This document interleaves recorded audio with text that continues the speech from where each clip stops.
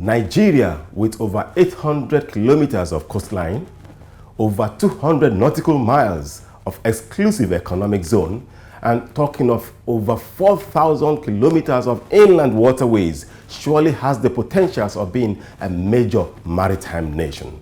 On this note, I'd want to welcome you to your guide to the maritime sector globally and in Nigeria, courtesy of NIMASA. My name is Osagie Edward. I am your host for the moment, and the program is NIMASA This Week. My name is Chief Dr. George Moralo. Senator Vinta Masi Garba. Muse is Rollins McFoy, the President of Women in Maritime Nigeria. You are watching NIMASA This Week. You are watching NIMASA This Week. NIMASA This Week, the voice of maritime. The voice of maritime. The voice of the maritime industry. The voice of the maritime. NIMASA This Week, the voice of maritime, showing on these stations.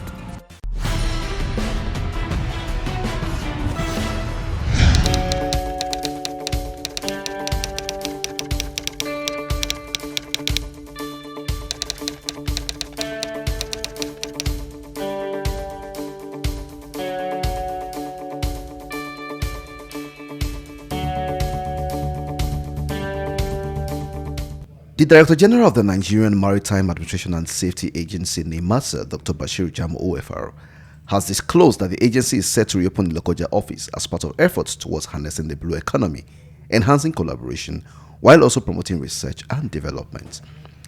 The DGU made this known when they played host to the Executive Secretary of the Kaduna State Emergency Management Agency, Katsema, Malam Usman Hayatuk Mazadu, at the head office of the agency in Lagos, noted that investment in research would play a major role in ensuring the harnessing of Nigeria's maritime potentials. We have 28 states of the Federation that can be accessed to by inland waterways, meaning there are more economy sleeping under there. In the seas and ocean, out of over 2.2 million species, we discover less than 10%. 90% are yet to be discovered, talk less of harnessing it. The same thing in inland waterways. So we will continue to do our best. We will conduct our research. We are about to open our own Lokoja office. The key cardinal principle of opening the Lokoja office is to improve on research and development, to see what we can get and improve the well-being of the inland waterways so that we can make maximum use to harness the assets in our own waters, just like what we are doing now in seas and ocean.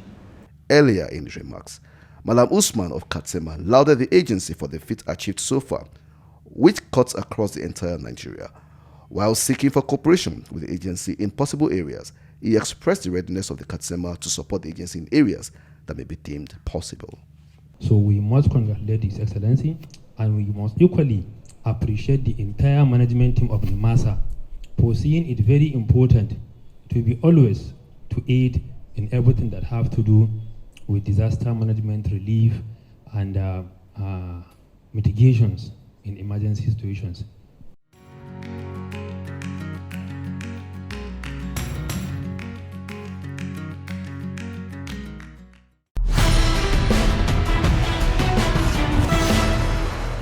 Wow, it's time for us to set sail on the program this week. And we shall be starting off in Abidjan, where the Honorable Minister of Marine and Blue Economy, His Excellency Adegboyega Oyetola, led Nigeria's delegation to the Abuja MOU meeting. Not just that, we also have for you a special on efforts taken by NIMASA to ensure safer and cleaner oceans for Nigeria, the implementation of the services concerning offshore waste reception facilities. What has been going on? We shall be serving you a special on that. And this week, we have for you a special on seafarers. The program is NIMASA This Week. Stay with us. Our world-class Maritime Experience Center is now live, announcing Maritime Stakeholders Experience Contact Center, MSECC, where you'll get simple, fast, and tailored solutions to all your maritime challenges on maritime safety, maritime labor, marine pollution, search and rescue, cabotage issues, ship registration, training and certification, and any other maritime-related issues.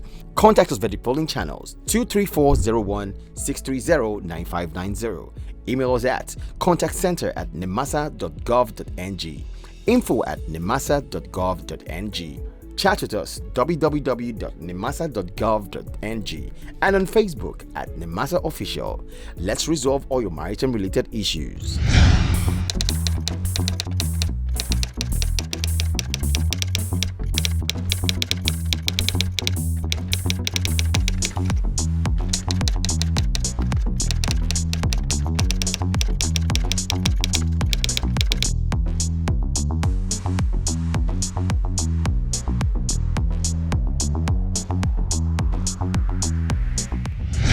The Abuja Memorandum of Understanding was signed in Abuja, Nigeria, under the supervision of the International Maritime Organization (IMO) on the 22nd of October 1999 by 16 African countries, namely Benin, Cape Verde, Congo, Côte d'Ivoire, Gabon, Gambia, Ghana, Guinea, Liberia, Mauritania, Namibia, Nigeria, Senegal, Sierra Leone, South Africa, and Togo.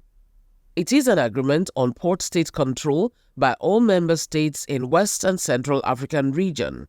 Nigeria's Honorable Minister of Marine and Blue Economy, His Excellency Adegboyega Oyetola CON, who led the country's delegation to the regional meeting in Abidjan, charged member states on the need to achieve full ratification and domestication of all relevant instruments. We have noted the expansion of the Abuja MOU member states to include the Democratic Republic of Congo, and I wish to welcome delegates from this great state to their first PSC meeting under the Abuja MOU.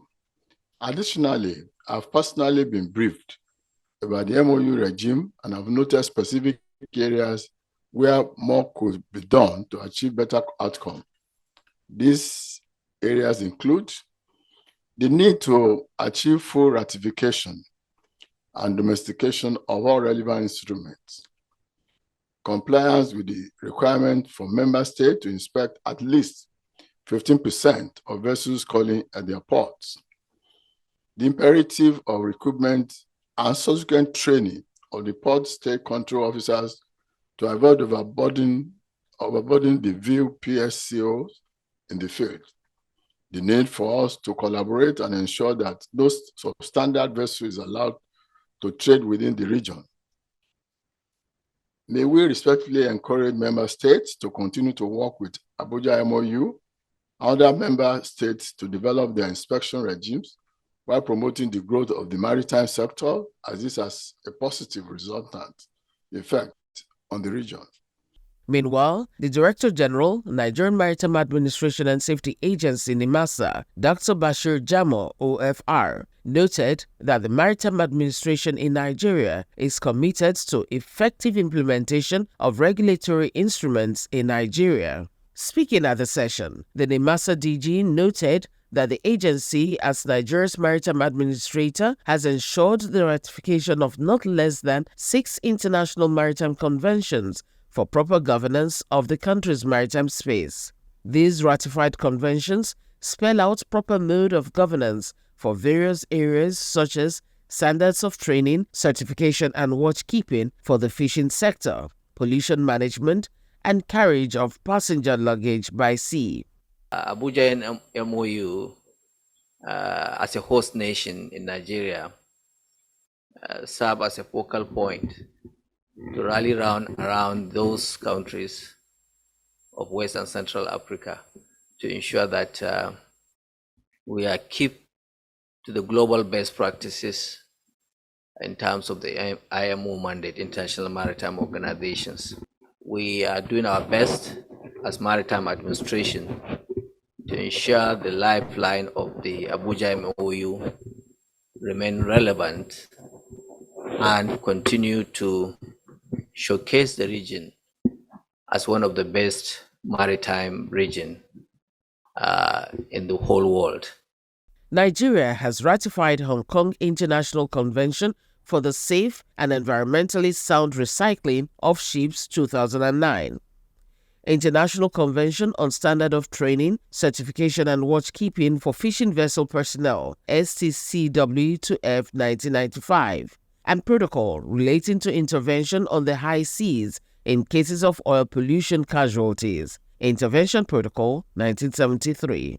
Others are Protocol on Limitation of Liability for Maritime Claims, LLMC 1996, Protocol to the 1974 Athens Convention relating to the carriage of passengers and their luggage by sea, 2002, and Protocol of 2005 to the 1988 Protocol for the Suppression of Unlawful Act against the Safety of Fixed Platforms located on the continental shelf, SUA PROT 2005. On his part, the Secretary General Abuja MOU, Captain Sunday Umoren, assured of continuous engagement sessions to ensure regional collaboration to attain globally acceptable port state control in the Western Central Africa region. For the port state team to have an agreement with the Ministry overseeing fishery, to have an agreement such that you, the port state control officer, being the one that actually has knowledge of the vessel, can also deal for them, can also conduct inspection that covers their own aspects of activities. The performance of member states on PSC inspections and financial status, amongst others, formed part of the deliberations. Women in Maritime West, WIMWAC, attended the event in their observer status capacity. The Permanent Secretary of the Ministry, Dr. Magdalene Ajani, and Director, Maritime Security Services, Mr. Babatunde Bombata, were also on the delegation.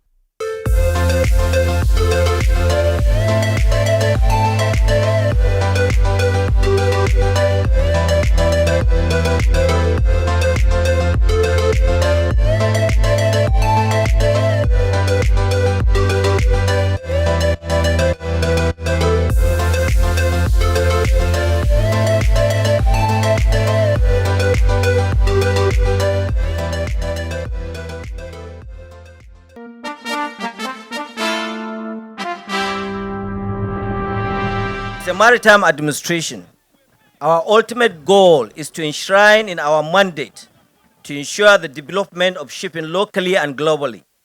No shipping development without first ensuring a safe and navigable water in the corridors of our nation. Our maritime channels must be free of all forms of encumbrances that can damage ships and imperil the lives of sailors and seafarers.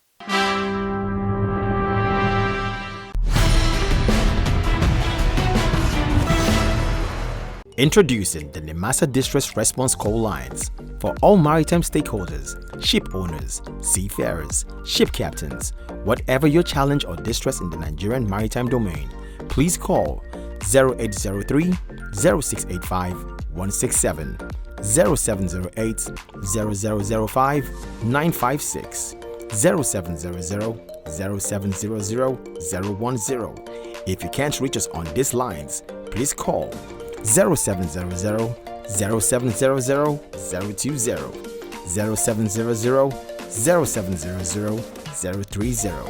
Also via VHF Radio Channel 16. Call and NIMASA will respond. A waste reception facility refers to any fixed, floating, or mobile facility capable of receiving MARPOL residues, waste from ships, and fit for that purpose. The International Convention on Maritime Pollution, MARPOL 73/78, states clearly that parties to the convention should ensure adequate provision of facilities at ports and terminals to meet the need of ships using them without causing undue delay. As the designated authority, DA, for implementation of international maritime conventions which have been ratified by Nigeria, NIMASA is responsible for ensuring adherence to this regard. To this end, the agency recently appointed offshore waste reception facility managers to facilitate the protection of marine environment, pursuant to the agency's statutory mandate to implement and enforce provisions of the NIMASA Act 2007 and the Merchant Shipping Act 2007. To ensure a smooth takeoff a meeting of all stakeholders was organized by NIMASA. The program is just to discuss about the final closure, which is one of the critical aspects of the PPP project. We discussed the financial aspect to ensure that the project, the concessionaire, is ready to finance this project to its logical conclusion. The main overview, as I have started saying earlier, is the agency is going to take over the offshore waste reception facility, treatment plant, the vessels, all other equipment meant for these services or for this contract at no budgetary cost to the agency. There is a legal framework upon which this concession between the agency and the two concessionaires are standing on. So we have a wide range of laws that they're sitting on, and all of this from the force that is carrying on this concession. And yes, it is in tandem with International Maritime Organization conventions. That's the International Conventions on the Prevention of Pollution of Ships, which is the MAPOL, and its annexes. It ranges from MAPOL Annex 1 all the way to MAPOL Annex 6, of which Nigeria just even assented to the MAPOL Annex 6. So you have the NIMASA Act as well. You also have the Merchant Shipping Act 2007. So there are laws, there is a strong regulatory framework upon which this concession stands on. The need for Nigeria to protect its marine environment in line with the acceptable international standard set by the IMO was also reviewed. All parties concerned with the appointment of service providers for offshore waste reception facilities in Nigeria, the international community, will be better assured of improved maritime governance under the present administration. This is actually helping to keep the water blue. You know, if you don't do this, you can't be assured that the water will be blue. We need the water to be blue. There are a lot of aquatic work to be done, a lot of things to be done in the marine environment, you know, whether from fishery to the oil and gas, which we are very conversant with, you know. So I think this is a project that is long overdue, but it is good we are doing it now. And it helps us as a country to go to IMO, you know, when we do the meeting, to hit our chest and say, you know what, we are complying. You know, we are not only complying for regulatory purposes, we are also complying to actually preserve our environment. We all need the environment, not only for this generation, but for the generations to come. In operations for the last 20 years, we collect, handle, and treat ship-generated waste calling at all ports in Nigeria. So we are present in Warri, Port Harcourt, Lagos, Calabar, One, using best environmental practices and using the best available technology to handle this waste. Whenever vessels come into port, we go on board, inspect the logbook, collect the waste, and then we treat them according to international best practices. All ships entering Nigerian waters must download and complete a declaration pre-landing form within a minimum of 7 days prior to their arrival, stating type and amount of waste and residues to be delivered and or remaining on board. All FPSOs, FSOs, and terminals are hereby advised on the applicable tariff relating to their equipment, size, and tonnage as shown in the tariff schedule in the Federal Republic of Nigeria Official Gazette number 52, as failure to comply is a violation of Nigerian law and attracts penalties in the form of fines, prosecution of the offenders, or both, as may be appropriate.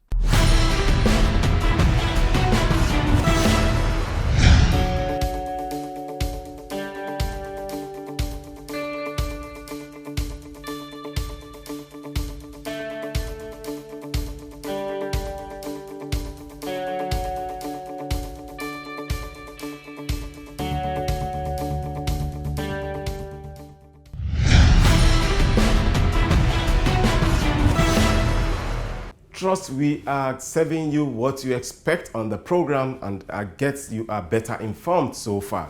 We have a special for you this week. Last week we talked about the dock workers.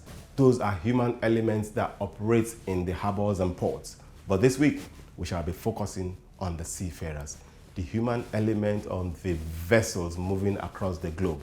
The question is, Who is a seafarer? You can define a seafarer as literally being someone who is employed to serve aboard any type of marine vessel.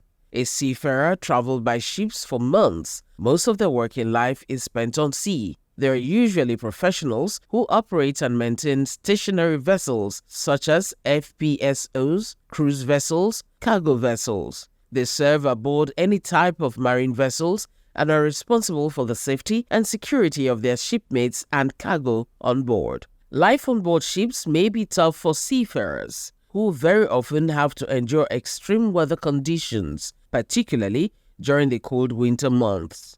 Seafarers face long working hours. So we really should appreciate the sacrifices that seafarers make on behalf of the rest of us, and we really should try and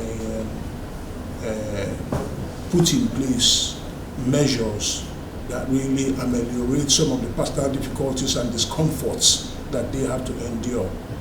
Conditions of service, wages.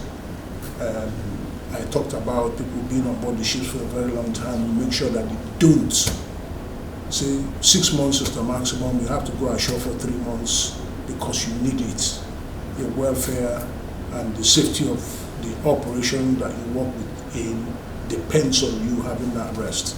The principal legislation that protects the rights of seafarers in Nigeria is the Maritime Labour Convention 2006, usually referred to as MLC 2006, which is an international convention of the International Maritime Organization, IMO. It was ratified by Nigeria on June 18, 2013, and provides for living and working standards for all seafarers. The Merchant Shipping Act 2007 also contains provision for the protection of seafarers.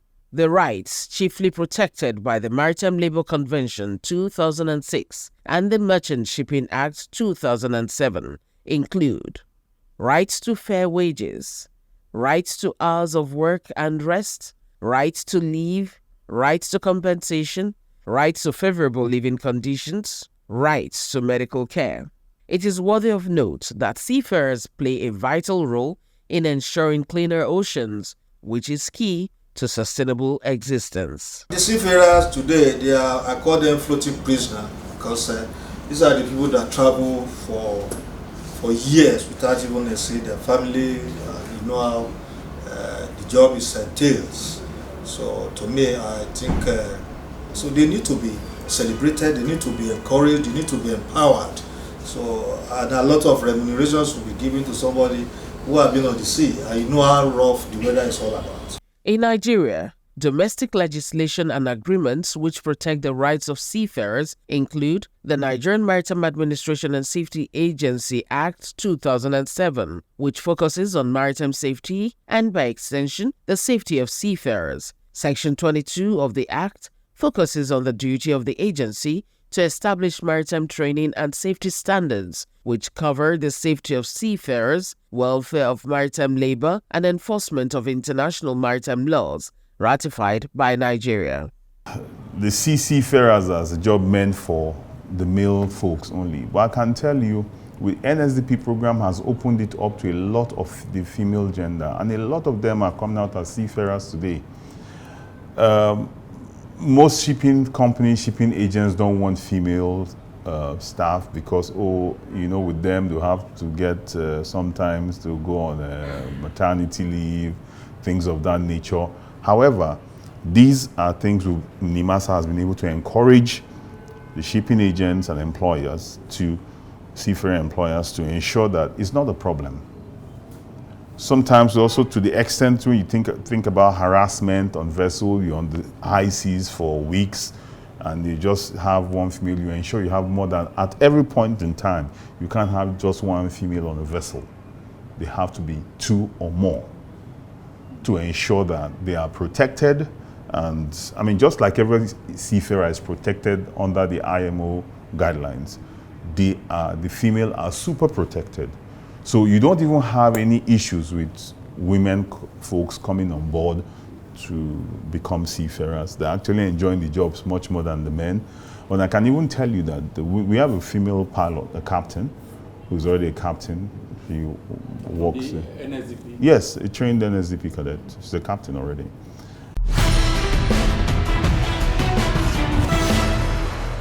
Wow, we've been sailing for almost 30 minutes. It's a wrap. It's time to drop anchor on the program. I hope you did enjoy the program this week. If you did, please join us same time, same station next week. Bye for now.